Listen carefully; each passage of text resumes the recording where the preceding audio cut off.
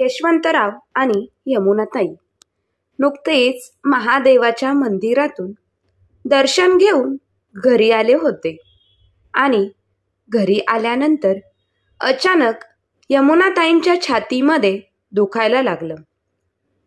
म्हणून यशवंतरावांनी आपल्या मोठ्या सुनेला म्हणजे राधाला आवाज दिला, "अगं राधा, बघ ना तुझ्या आईला काय झाले आहे." राधाला समजलं तिच्या सासूबाईंच्या म्हणजे यमुनाताईंच्या छातीमध्ये दुखत आहे.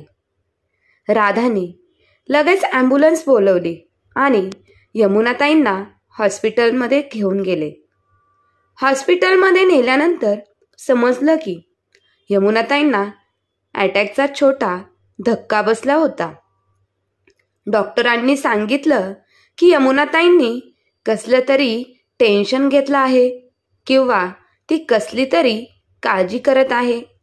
त्यांना टेन्शन फ्री राहण्यासाठी आपण सर्वांनी मिळून प्रयत्न करा आणि त्यांना जास्तीत जास्त आनंदी ठेवण्याचा प्रयत्न करा. त्या दिवसापासून यशवंतराव आणि राधा आणि राधाची छोटी मुलगी यमुनाताईंना खूप आनंदी ठेवण्यासाठी प्रत्येक गोष्ट ही करत असायचे. परंतु यमुनाताईंना कसलं टेन्शन आहे हे कोणालाच समजत नव्हतं आणि यमुनाताई कोणाला बोलून देखील दाखवत नव्हत्या. परंतु यमुनाताईंना सतत त्यांच्या परदेशात राहणाऱ्या मुलाची म्हणजे छोट्या मुलाची विजयची आठवण येत असायची.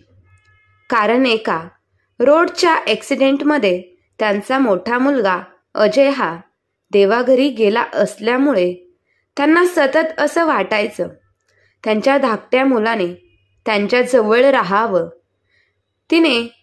मी त्यांच्या पतीला यशवंतरावांना म्हणायचे, पैसा प्रॉपर्टी मेल्यानंतर काहीच सोबत येत नाही, परंतु एक मुलगा आपल्याला सोडून गेला आहे, परंतु दुसऱ्या तरी मुलाने आपल्याजवळ राहावं. आणि बघा ना, अहो बापाच्या खांद्यावरून लेकाची प्रेतयात्रा निघावी यासारखं दुर्भाग्य काय आहे. मग घ्या तरी मुलाला सांगा की बाळा, पैसा प्रॉपर्टी करण्यापेक्षा आईवडिलांसोबत राहून आनंदाने जीवन जग.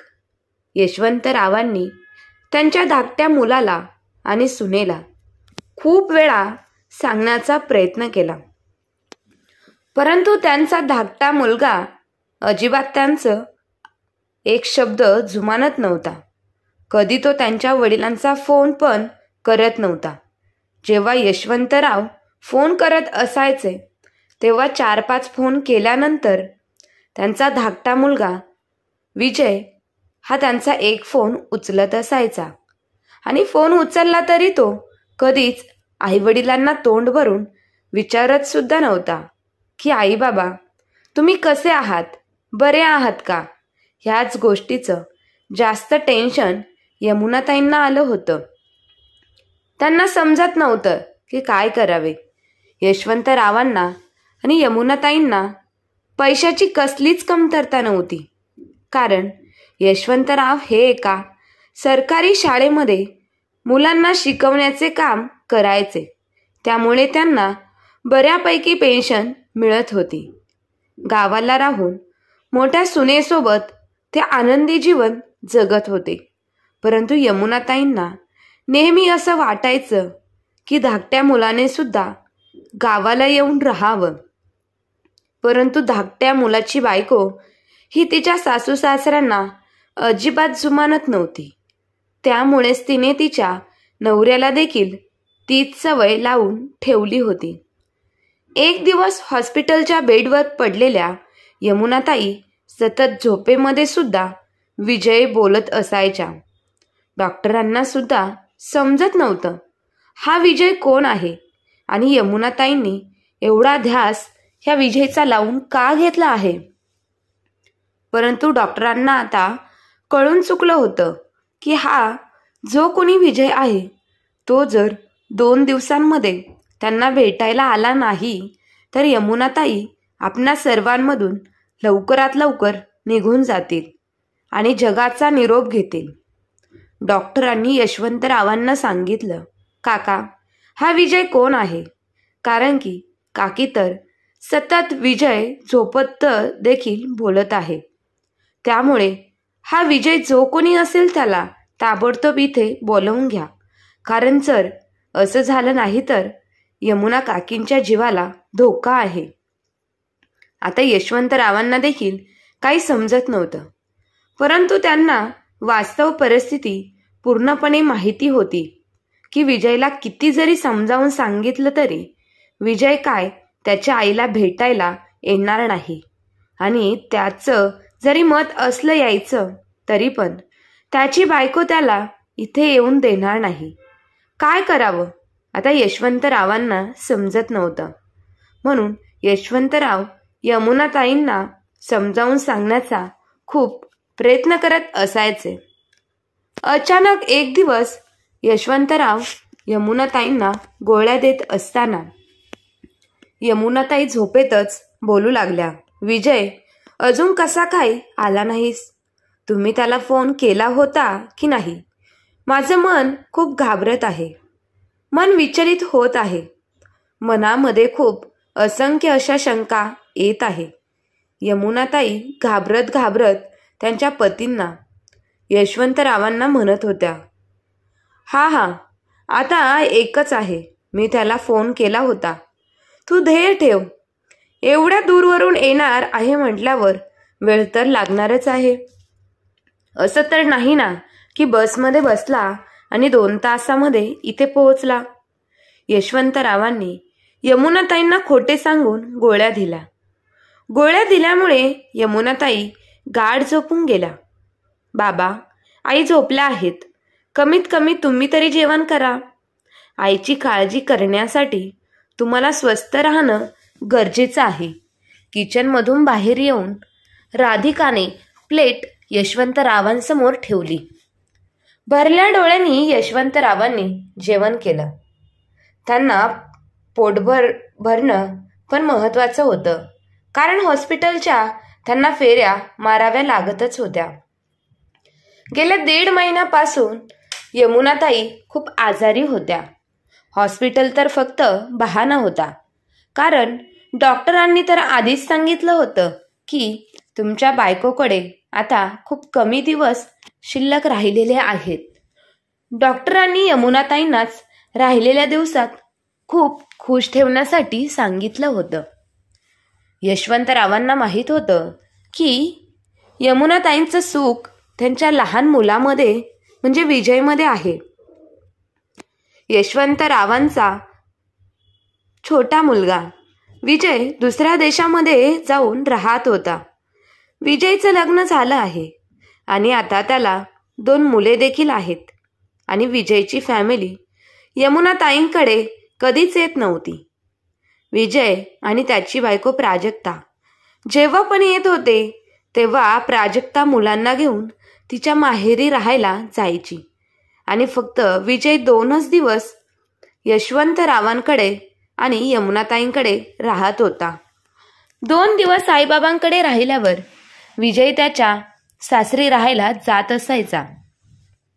यमुनाताईंच्या मोठ्या मुलाचा ॲक्सिडेंट झाला होता, त्यामध्ये तो गेला, आणि तो गेल्यापासून यमुनाताई आजारीच पडल्या. आणि यमुनाताईंची मोठी सून राधिका तिच्या सासू सासऱ्यांची खूप काळजी घ्यायची. आईवडिलांप्रमाणे त्यांच्यावरती प्रेम करायची, त्यांची प्रत्येक गोष्टीमध्ये सेवा करायची आणि तिथेच राहत असायची. ती खूप मनापासून आपल्या सासू सासऱ्यांना देव मानत होती. राधिकाला एक मुलगी आहे, ती 5वी शिकत आहे. यशवंतरावांना काही महिन्यापूर्वीच कळाले त्यांच्या बायकोला हृदयरोगाचा आजार झाला आहे. यशवंतरावांनी यमुनाताईंचा सगळीकडे इलाज केला, परंतु त्या आता व्यवस्थित होणार नव्हत्या.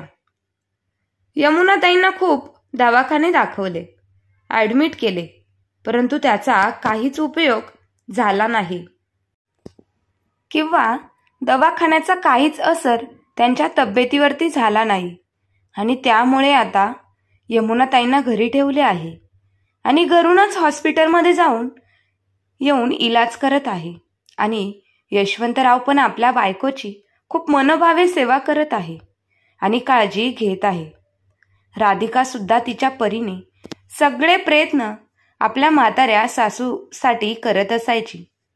राधिकाची मुलगी शाळेतून आली की पहिल्यांदा तिच्या आजीजवळ जात असायची आणि शाळेमध्ये काय घडत आहे ते सगळं सांगत असायची. आणि स्टोरी बुकमधून तिच्या आजीला स्टोरी सुद्धा वाचवून सांगत असायची. आणि ह्यामुळेच यमुनाताईंना खूप आनंद मिळत होता. राधिकाचा स्वर्गवासी नवरा छोटीशी नोकरी करत होता. घर भागत नव्हतं, परंतु वडिलांच्या पेन्शनचा हातभार त्याला होता. त्यामुळे व्यवस्थित सगळं चालू होतं. लहान भावाच्या बायकोला म्हणजे प्राजक्ताला तिच्या नवऱ्याच्या कमाईवरती खूप घमंड होता. प्राजक्ता तिच्या मोठ्या जावेला आणि दिराला कोणतीच इज्जत किंवा मानसन्मान देत नव्हती. जेव्हा पण ती सासरी येत होती तेव्हा ती सगळ्यांना ऑर्डर सोडत होती. किचनमध्ये पायसुद्धा ठेवत नव्हती. घरामध्ये 1 रुपयासुद्धा तिच्या नवऱ्याला देऊन देत नव्हती. शिवाय तिला तिच्या सासूबाईंच्या आजाराबाबत सगळं माहिती होतं, तरी देखील एक शब्दाने ती त्यांना कधीच विचारत नव्हती. आणि इकडे राधिका खूप मनमिळाऊ शांत स्वभावाची स्त्री होती. ती थोड्याशा पैशात पण घर चालवत होती. ती तिच्या सासू सासऱ्यांना आपल्या आईवडिलांप्रमाणे सांभाळत होती. राधिकाच्या नवऱ्याचं जेव्हा निधन झालं होतं तेव्हा तिला तिच्या माहेरचे घेऊन जाण्यासाठी आले होते. पण तिला माहीत होतं की माहेरी 2 भाऊ आणि त्यांचे लग्न झालेले बाईचं आहे. त्या भाऊजया तिचं जीवन नरक बनवतील. त्यामुळे ती माहेरी गेलीच नाही. तिने लांबूनच गोडवा धरला आणि माहेरी जाण्यासाठी नकार दिला. तिचा छोटा दीर पण तिथे नव्हता. शिवाय तो कधीच त्याच्या आईवडिलांकडे येत होता. पण तसं सासू सासऱ्यांजवळ कोणीतरी पाहिजे असं राधिकाला वाटत होतं. त्यामुळे ती तिथेच राहिली.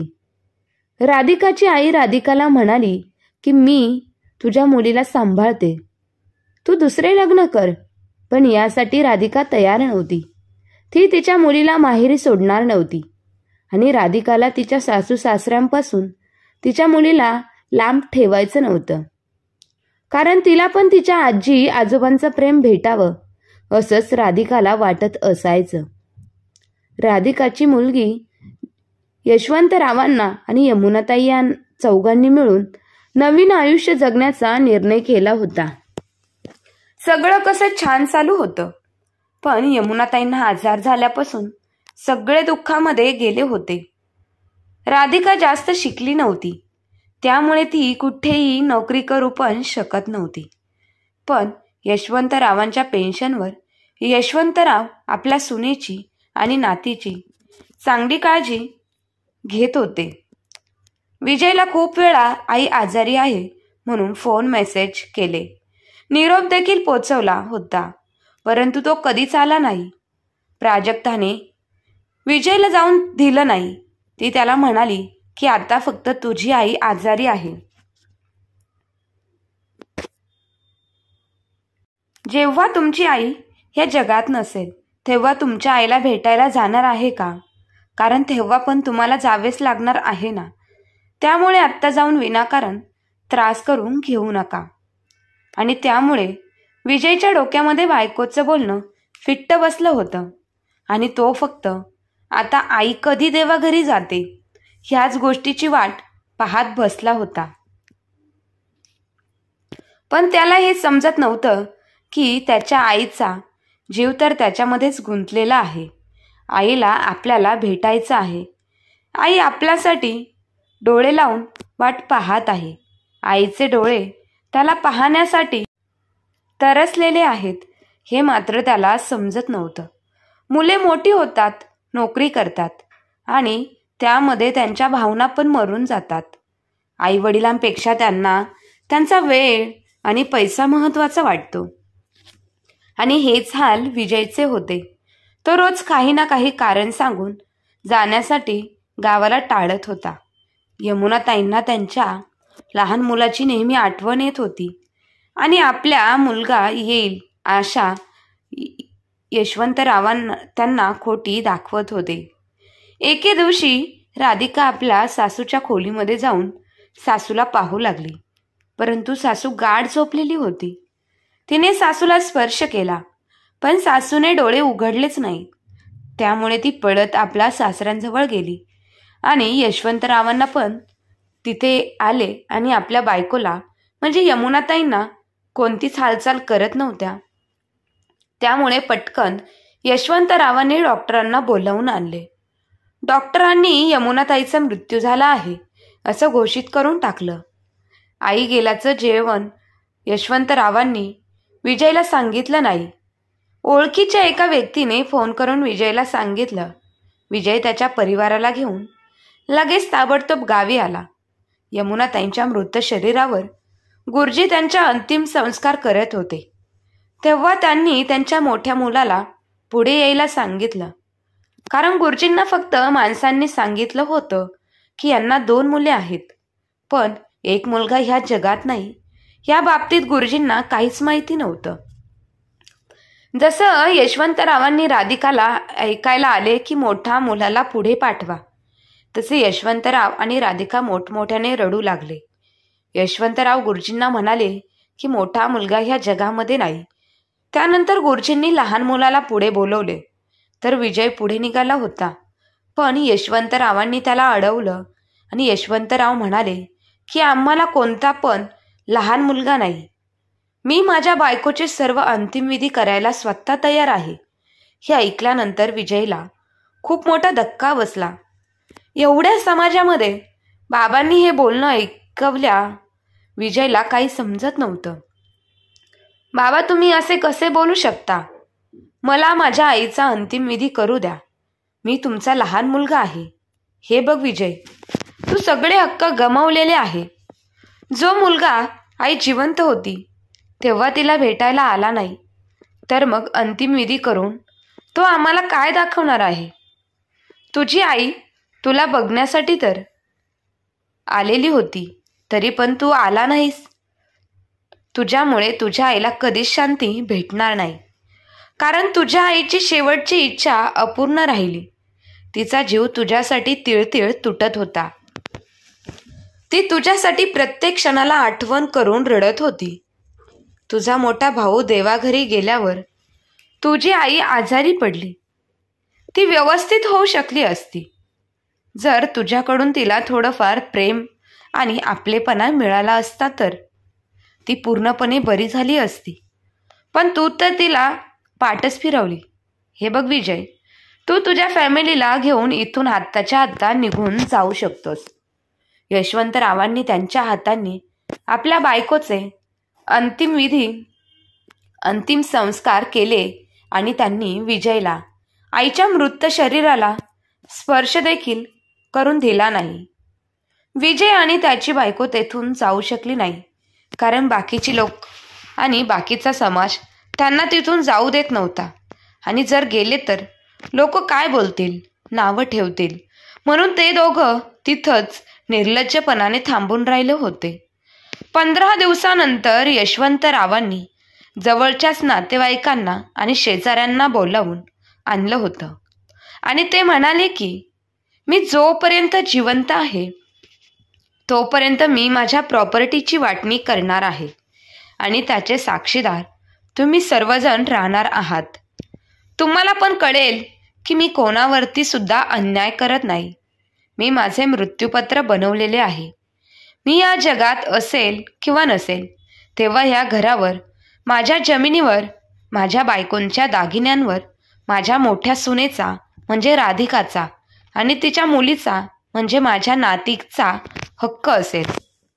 बाबा, तुम्ही हा अन्याय करू शकत नाहीत. जर लहान मुलगा जिवंत असून सुद्धा तुम्ही प्रॉपर्टी मोठ्या सुनेच्या नावावर आणि नातीच्या नावावर करू शकत आहात. मान्य आहे की तुमचा मोठा मुलगा मरण पावला आहे, पण छोटा मुलगा अजून जिवंत आहे. त्यामुळे बाबा, ह्या प्रॉपर्टीवर फक्त आणि फक्त माझाच अधिकार आहे. आता मोठा दादा जिवंत नाही, त्यामुळे या सगळ्यांवर माझा अधिकार आहे. वहिनीचा काहीच अधिकार नाही. राधिका वहिनीला तुम्ही माहेरी पाठवून द्या. विजयची पण बायको प्राजक्ता पण म्हणाली की हा बाबा, तुम्हाला 2 नातू असून सुद्धा तुम्ही तुमची प्रॉपर्टी नातीच्या नावावर का करू शकता? हे तुम्ही योग्य नाही करत. मला असं वाटतं की राधाताईंनी तुमच्यावर कोणती तरी काळी जादू केलेली आहे. त्यामुळेच तर तुम्ही असं वागत आहात. त्यामुळेच तर तुम्ही आमचा काहीच विचार करत नाही. आम्ही एवढ्या मोठ्या शहरात भाड्याच्या घरात राहत आहोत. आम्ही विचार केला की जर घरावर, जमिनीवर आणि आईच्या दागिन्यांवर आमचा हिस्सा मिळाला तर आम्ही तो हिस्सा विकून आम्ही शहरात एक नवीन फ्लॅट घेणार होतो. पण ह्या राधाताईमुळे आमचं स्वप्न सगळं धुळीला मिळालं. तुम्ही दोघं तुमचं तोंड आधी बंद ठेवा. माझी दोन्ही पण मुले माझ्यासाठी मेलेली आहेत. विजय, तू कधीच तुझ्या आईच्या तब्येतीबाबत विचारण्यासाठी आलेलाच नाही आणि तू कधी 2 शब्द आमच्यासाठी प्रेमाने देखील बोलला नाहीस. तू कधीच तुझ्या आईच्या गोळ्या औषधांसाठी सुद्धा पैसे दिलेले नाहीत. जेव्हा आम्हाला तुझी गरज होती तेव्हा तू पाठ फिरवून निघून गेलास. तेव्हा तुला आम्ही आईवडील आहोत म्हणून आठवलं नाही का? जेव्हा म्हाताऱ्या बापाला तरुण मुलाच्या खांद्याची गरज होती तेव्हा का नाही तू आलास? जेव्हा तुझी मोठी वहिनी आमच्या दोघांची सेवा करत होती, आमच्या दोघांची जिम्मेदारी घेत होती, तेव्हा तू का नाही आलास तिच्या मदतीसाठी? आणि आता प्रॉपर्टीच्या वाटणीसाठी लगेच विषय आहे म्हटल्यावर पुढे येऊन लगेच तोंड उघडत आहे. तू कधीच येऊन मला म्हणाला होतास का नाही ना की बाबा, तुमचा एक मुलगा ह्या जगात नाही पण दुसरा मुलगा ह्या जगात आहे. तुम्ही अजिबात टेन्शन घेऊ नका. मी सगळ्यांचे सगळं करेन. तुम्हाला कोणतीच गोष्ट कमी पडू देणार नाही. अरे, आम्हाला फक्त तुमच्या आधाराच्या शब्दांची गरज होती, तर ते सुद्धा तू देऊ शकला नाहीस आणि मला जाब विचारत आहेस. आणि तू ग प्राजक्ता, तू कोणती सुनेची कर्तव्य पार पाडलेली आहे? त्यामुळे प्रॉपर्टीबाबत माझ्यासोबत भांडण करत आहेस? अगं, माझ्यासाठी एका मुलीचं कर्तव्य, एका सुनेचं कर्तव्य आणि एका मुलाचं कर्तव्य माझ्या मोठ्या सुनेने म्हणजे राधाने एकटीनेच पार पाडलं आहे. ते पण तिचा नवरा गेल्यानंतर सुद्धा तिने पार पाडलं. फक्त राधाच आमच्याजवळ होती. ही प्रत्येक क्षणी सुख दुःखात आमची सोबती होती. जर कुठे हॉस्पिटलला किंवा मंदिरात जायचं असलं तर राधा आम्हा दोघांना म्हातारीला आधार देऊन घेऊन जात होती. अगं, ती अन्नपूर्णा म्हणून आमचं पोट भरत होती. राधाने वाईट परिस्थितीत एक मुलगी बनून दुःखाच्या वेळी आमचे अश्रू पुसले आहेत. राधाने सर्व कर्तव्य निस्वार्थ पद्धतीने पार पाडले आहेत. कधीच तिने आम्हाला काहीच सुद्धा मागितलेले नाही किंवा तिची कोणतीच इच्छा आहे हे सुद्धा सांगितले नाही. नवरा गेला तरी त्या दुःखातून सावरून आमचा सांभाळ करत होती. आणि मग मला सांग प्राजक्ता, की तू एक सून असून सुद्धा ह्या घरासाठी काय केलं? अगं, तू तुझ्या नवऱ्याला एका आईला सुद्धा भेटून दिलं नाहीस. तू तुझ्या सासूला एक ग्लास पाणी सुद्धा कधी आणून दिलं नाहीस. आई बाबा, तुम्ही कसे आहात हे 2 शब्द प्रेमाचे सुद्धा तू कधी आम्हाला विचारले नाही. अगं, तुझ्यामुळे आमचा मुलगा आमच्यापासून लांब गेला. तो जास्त करून आमच्या घरी येतच नाही. अरे, तुम्हा दोघांना आमच्या सुखदुःखाच्या बाबतीत काहीच देणं घेणं नाही, तर तुम्ही प्रॉपर्टीवर हक्क दाखवत का आहात? आमच्या दोघांसाठी माहेरी सुद्धा राधा कधी गेली नाही. शिवाय तिने दुसरे लग्न सुद्धा केले नाही. तरुण वयामध्ये तिचा नवरा तिला सोडून गेला. तरी हे दुःख पचवून ती सगळ्या दुःखातून सुखातून आम्हाला सावरत आहे. तिने तिच्या आयुष्यासाठी, ह्या घरासाठी समर्पित केलं तिचं आयुष्य. राधाची मुलगी माझी नात पण खूप चांगल्या मनाची आहे. ती नेहमी तिच्या आजीजवळ बसून तिला शाळेतल्या गमती जमती सांगून तिला हसवण्याचा प्रयत्न करत होती आणि दररोज ती कोणती ना कोणती गोष्ट तिच्या आजीला सांगत असायची आणि तिचं मन रमवत असायची. या उलट तुझी मुले कधी आली का? आम्हाला आजी बाबा म्हणून प्रेमाने कधी त्यांनी हाक तरी मारली का? आजी बाबा आपल्या मुलांच्या आणि नातवंडांच्या प्रेमाला तरसलेले असतात. परंतु तू तुझी मुले आमच्यासोबत कधीच खेळू दिली नाही. आमच्या जवळ सुद्धा त्यांना कधी येऊन दिले नाही. त्या उलट माझ्या राधाची मुलगी बघ ना, आम्हाला प्रत्येक क्षणी आधार देते. मग मुलगी म्हणून तिचा का अधिकार नाही ह्या प्रॉपर्टीवर? मुलगी आहे म्हणून काय झालं, तिचा अधिकार आहे ह्या प्रॉपर्टीवर. तिच्यामुळे आम्हाला कळालं की आजी आणि आजोबा काय आहे ते. मान्य आहे तुला 2 मुले आहेत, पण तुझे दोन्ही मुलं आम्हाला कधीच आजी आजोबा सुद्धा म्हटले नाही, कारण की तू तसे त्यांना संस्कार केलेच नाही. अगं, अंगा खांद्यावर खेळायला नातवंड असतात, पण त्यांना काय कळणार आजी आजोबांचं प्रेम काय असतं. कारण ओळख तुलाच नको आहेत. म्हातारे सासू सासरे तुझ्या घरामध्ये, तुझी मुले कधीच एक रात्र सुद्धा आजोबांसोबत झोपले नाहीत किंवा गप्पा सुद्धा मारलेल्या नाहीत. आयुष्याचं काय खरं आणि काय कधी घडल हे सांगता देखील येणार नाही. त्यामुळे मी आजच माझ्या प्रॉपर्टीबाबत सगळ्यांना सांगितलेलं आहे. मी मेल्यानंतर कदाचित तुम्ही दोघं माझ्या मोठ्या सुनेला आणि माझ्या नातीला बेघर करू शकता. त्यामुळेच मी माझं मृत्यूपत्र मरणाच्या आधीच बनवलेलं आहे. यशवंतरावांचं बोलणं ऐकल्यानंतर तिथे शांतता पसरली होती. प्राजक्ताने आणि विजयने लाजेने शर्मेने मान खाली घातली आणि ते दोघे प्रॉपर्टीसाठी बाबांची माफी मागू लागले. त्यांना वाटले की माफी मागितल्यावर बाबा आमच्यावरती दया दाखवतील आणि आम्हाला माफ करून आमच्या नावावरती काहीतरी थोडीफार प्रॉपर्टी करतील. पण यशवंतरावांनी त्या दोघांना माफ केलेच नाही, कारण त्यांना आता त्या दोघांवर काडी मात्र सुद्धा विश्वास नव्हता. तुम्ही दोघं तुमच्या घरी परत जाऊ शकता. मी जोपर्यंत जिवंत आहे तोपर्यंत मी माझ्या मोठ्या सुनेजवळ आणि नातीजवळच राहणार आहे. मला काहीच कमी पडलेलं नाही आणि आम्ही आमचं सक्षम आहे प्रत्येक गोष्टीसाठी. त्यानंतर यशवंतरावांनी गावाकडील सगळी जमीन विकून त्याचे पैसे राधाच्या नावावरती केले आणि ते पैसे यशवंतरावांनी राधाच्या बँकमध्ये टाकले. त्यामुळे राधाला बऱ्यापैकी व्याज मिळत होते.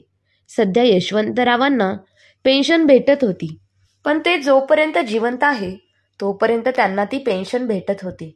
पण त्यानंतर राधा आणि राधाच्या मुलीचं आयुष्य कसं असेल त्या विचारांनी यशवंतरावांनी त्यांच्यासाठी सोय करून ठेवली होती. यशवंतरावांनी 2 खोल्या भाड्याने दिल्या. त्यामुळे त्या पैशातून त्यांच्या नातीच्या शिक्षणासाठी काहीतरी पैसे मिळत होते. राधाला सासऱ्यांच्या रूपात वडीलच मिळाले होते, म्हणून तिला खूप आनंद वाटला. ती आता मन लावून आपल्या सासऱ्यांची सेवा करत होती, काळजी घेत होती आणि अशा प्रकारे तिघे पण आनंदाने आयुष्य घालवत होते. तर मग मित्र आणि मैत्रिणींनो, यशवंतरावांचा हा निर्णय तुम्हाला योग्य वाटला की अयोग्य हे कमेंट करून नक्की कळवा आणि आपल्या चॅनलला लाईक शेअर सबस्क्राईब नक्की करा. धन्यवाद.